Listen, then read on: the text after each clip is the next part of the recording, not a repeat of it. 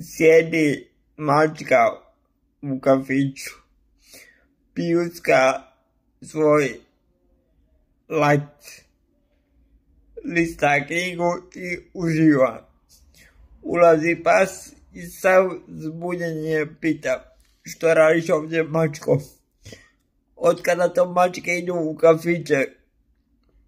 Mačka ga pogleda preko ivice šojice i kaže potpuno mirno: otkad je kafa jača od želje za jurnjavom.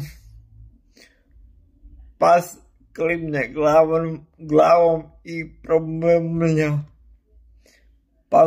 pametno, a možeš ti da mi posavjetuješ neku knjigu za opuštanje? Mačka bez da podigne šapu iz knjige odgovara: naravno, zove se Kako ignorirati pse u 10 koraka.